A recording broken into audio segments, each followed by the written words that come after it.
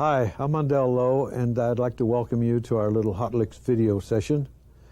I was thinking, coming out here from California, that I should tell you a little bit about my background, as sordid as it may seem. I was born and raised in the South, for the most part, on a farm, like Tal Farlow and a few other pickers. And I went to my first encounter was with country music, with what we used to call cowboy bands. And then I found myself going to New Orleans quite a lot. I got interested in jazz, and came along World War II, and it was headed for Guadalcanal, so being out there a few years, I got to play a little bit, not much. But when I came back, a friend of mine, John Hammond, had suggested I join the Ray McKinley Band, which turned out to be a wonderful experience. It had Eddie Sauter writing the arrangements. And McKinley, of course, was the band leader that took over when Glenn Miller disappeared, and led that Air Force band until the war was over. And from there, I worked with Benny Goodman, Tommy and Jimmy Dorsey when they got back together. And then I worked in Cafe Society for quite a while, and then went to NBC, stayed there for, I guess, 11 years, and got hired by Columbia Pictures to be a composer, and out to the West Coast I went. I tried to do a lot of clinics and a lot of teaching with young students when I have the time. And as I travel around the country and do these things, I've become aware the fact that a lot of students are interested in writing their own music, composing their own music. And I would like to talk about that at this time. I, among other things, am a 12-tone composer, which means that I've had to create what's called a tone row. That's 12 consecutive notes, no particular intervals, but whichever you feel best, but you must complete the 12 tones, which is every half tone in a scale, in an octave. So I picked, again, on the plane coming out here, from my row, I picked tone number 2, which turns out to be a C, and tone number 6, which turns out to be an A flat, tone number 8, which turns out to be a D sharp or E flat, and tone number 11, which turns out to be a D natural. And from those 4 notes, which sound roughly like this,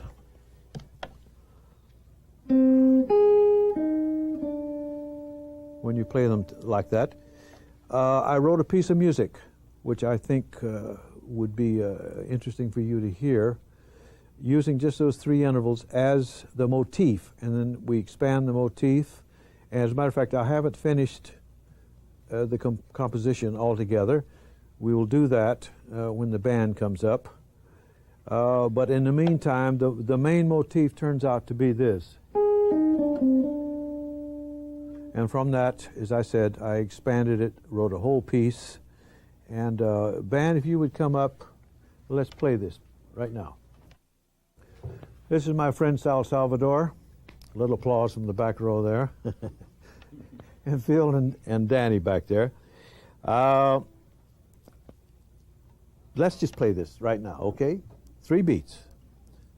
And you decide whether you like it or not. 1, 2, 3.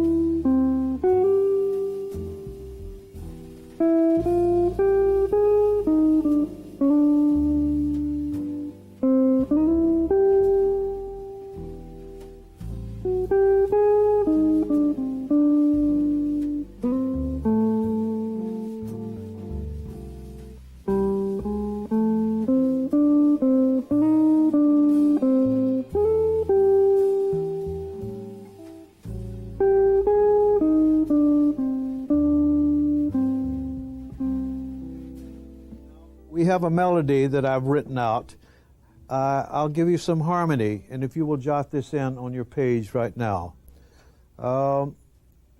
F minor for 2 beats, B flat 9 for 2 beats, E flat 6 for 2 beats, C 7th for 2 beats. The third bar, F minor 7 for 2 beats, B flat 9 for 2 beats. The next bar, E flat major 7th for 2 beats, E flat 6 for 2 beats, A minor for 2 beats, D 7 for 2 beats, G major 7th for 2 beats, and then on the third beat, a B minor chord, an E 7th chord, next bar, A minor for 2 beats, D 7 for a beat, A flat 7 for a beat, and then 1 beat apiece, G 7, F major 7, E minor, A 7 with a raised 5th. Okay? Let me check it out with you again. From letter C, 2 beats of F minor, 2 beats of B flat 9, 2 beats of E flat, 2 beats of C 7, next bar, 2 beats of F minor, B flat, E flat 6, E flat major 7, E flat 6, next bar, A minor 7, D 7, next bar, G 7, major 7, third beat B minor, fourth beat E 7, the next bar A minor 7, next beat D 7 to A flat 7, and then the last bar before letter D is G 7, F major 7, E minor, and A 7 with a raised 5th. Can we play that? You got it? Okay. Here's the bridge we just composed. 3, 4.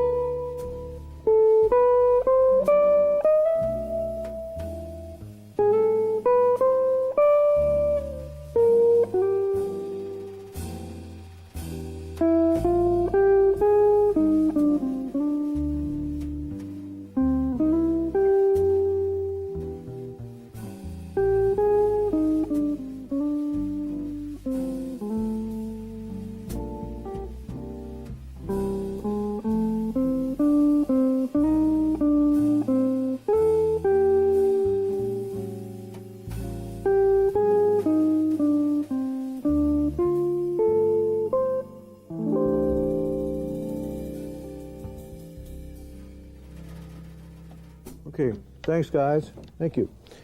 Well, there you have a complete piece that was composed mainly from that first motif that I spoke about with the 4 notes, and then expanded into a phrase, expanded into a section, and then expanded into a complete piece of music.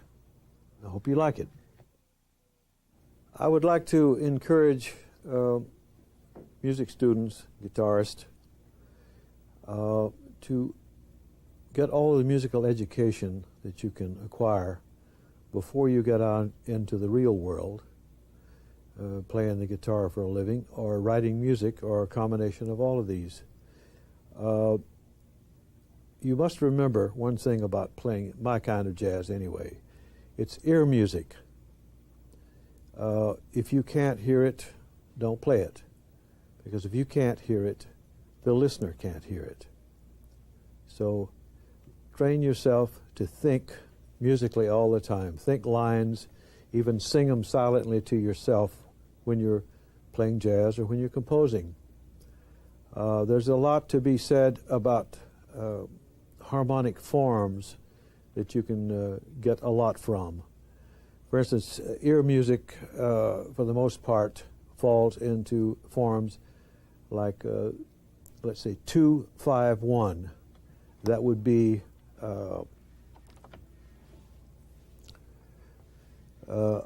in the key of C, a D minor chord, G, C. Now, it's all 2-5-1, except we're going to modulate. We're going to keep modulating. And all of these progressions become 2-5-1.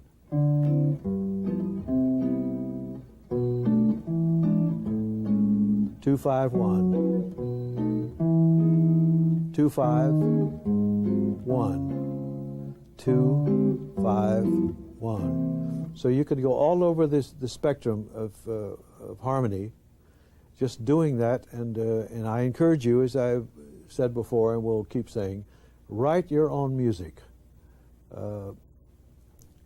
It's very gratifying, and it's also nice that when you write a piece that you really like, somewhere along the line, someone may record it, and you're driving along in a car or you're walking down the street and you hear your piece being played on a record or a television show. I've been through that, and it's a thrill, believe me. So, as I said, let me please underline that. Encourage you to write and to play. Practice all you can. Study all you can before you hang up your shingle, I am a guitarist, because it's important. An important part of your education should be learning to accompany, whether it's a singer or whether it's an instrumentalist. But the art of accompanying is a great asset in terms of making money, and that's what it's all about, really. Having a little fun, making some money. If you're accompanying a singer, please try to at least know some of the key words that he or she will be singing, because it'll help you in your construction behind a singer. If you're playing for an instrumentalist, saxophone, trumpet, whatever, it's the same thing, but you can forget the words, of course. But listen very carefully to what they're doing. Compliment them. Do not, compete. Don't compete.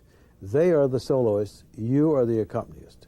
When it turns around, you're soloing, then it's up to them to accompany you.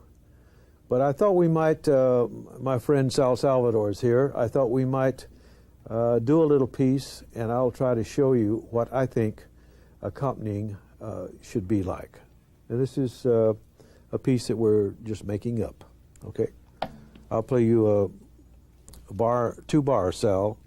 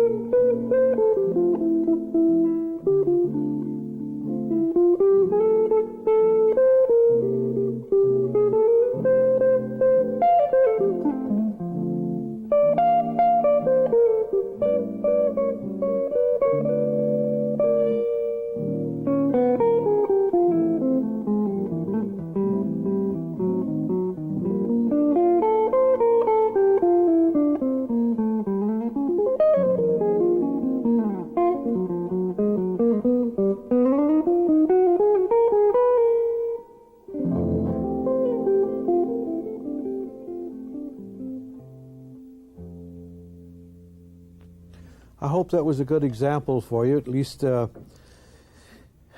was a sincere attempt, and hope you enjoyed it. Over the years, I've had some inquiries about the fact that I use a D on the bottom. That came about years ago from reading some Segovia transcriptions with the D tuning, and I started playing around with it and kind of fell in love with the sound of it, so I've used it now for almost 40 years. And it has great advantages. It's wonderful for accompanying people. For instance, if you want an F chord, an F chord would be to put the root on the bottom and the fifth on the next string, and then you can do anything you want to from there on. Everything sounds wonderful. Whatever you add on top of that is a great sound.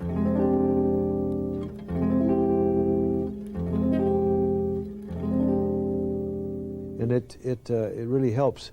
It also gives you a nice chance to play a bass line that gets.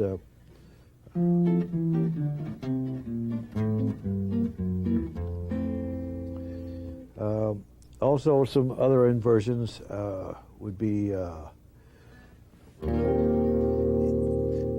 This is an E flat chord. E flat, F6, E flat 6. D6. I'll play you just a little piece and try to show you how the detuning helps me anyway.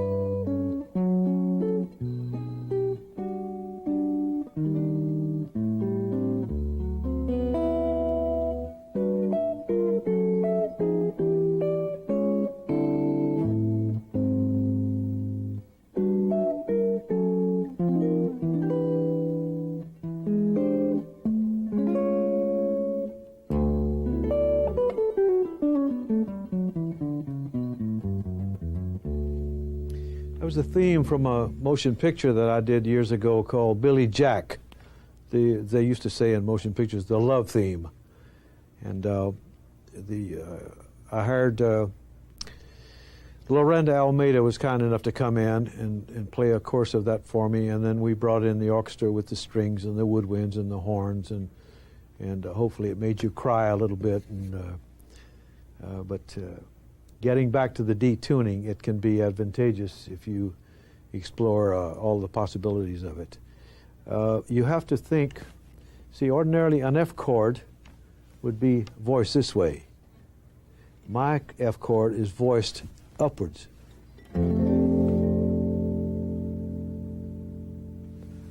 So you have to think up a tone until you get that D tuning into your head. And it's difficult. I spent a long time trying to master it, and a lot of time I goofed on the air live or making a recording, and there's lots of apologies until I finally got it under my fingers, and it became part of my hearing, my musical hearing. So anyway, that's my little episode with the detuning.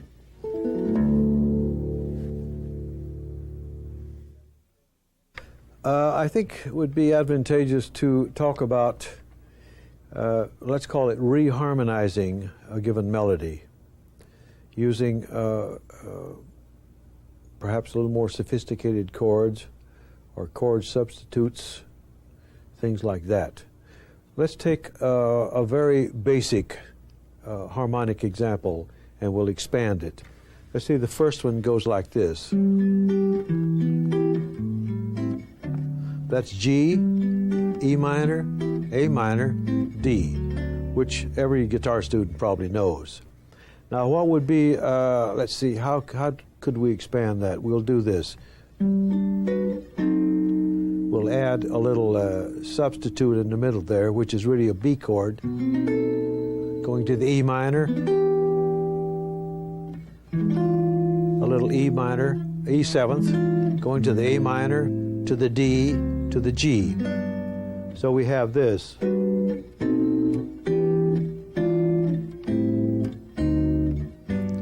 Which gives it a little more, let's say, modern sound than the basic chords. A good exercise for that kind of thing I've found is a kind of a chromatic crawling up the neck, as it were, like this.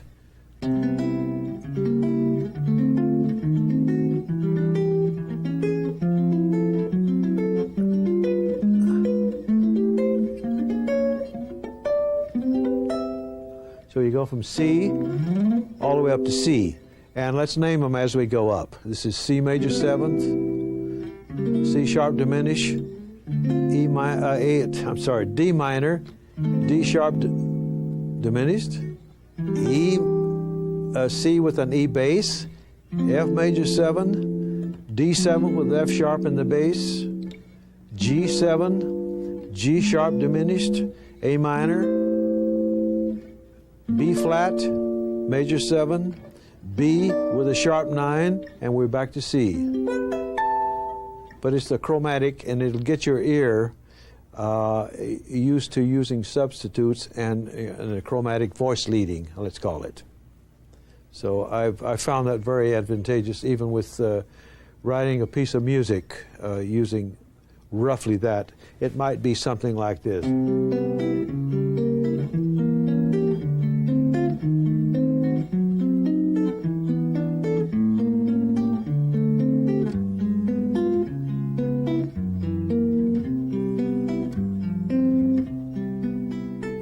But it's a nice exercise to get a feeling of progressing harmony up the fingerboard and for an octave, and it sounds good to the ear. That's the main thing. As I said before, what we're playing is ear music, and anything that sounds pleasant would be a big help.